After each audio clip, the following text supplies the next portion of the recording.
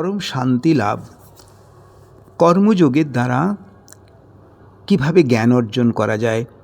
ব্রহ্মণি আধায় কর্মাণি সংযং তক্তা করতি ইহ লিপ্যতে নাশ পাপেন পদ্মপত্রম ইব অম্ভুষা। অর্থাৎ যিনি সমস্ত কর্ম পরমেশ্বরে অর্পণ করে আসক্তি ত্যাগ করে কর্ম করেন, তিনি পদ্ম কাদায় জলে জন্মেও তাতে কাদা লাগে না, তেমনি পত্রে জলের মতো পাপে লিপ্ত হন না, নিষ্পাপ থাকেন।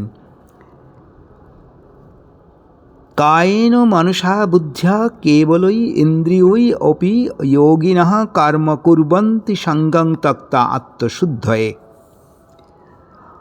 অর্থাৎ শরীর, মন, বুদ্ধি ও ইন্দ্রিয়সমূহের দ্বারা কর্মযোগীগণ অন্তঃকরণ শুদ্ধের জন্য আসক্তি ত্যাগ করে ভগবানকেই সমর্পণ করেন তার সকল কর্ম।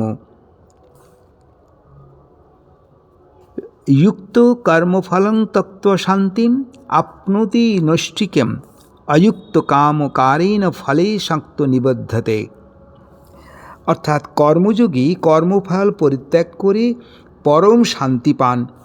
কামনাযুক্ত ব্যক্তি বিভিন্ন কর্মে লিপ্ত হয়ে তিনি নিজেকে কর্মে আবদ্ধ করেন। সর্বকর্মাণি মনসা সংন্যাস আস্তে সুখং বশী নবোদ্দারে পুরে দেহি নৈব কুর্বন কারয়ন।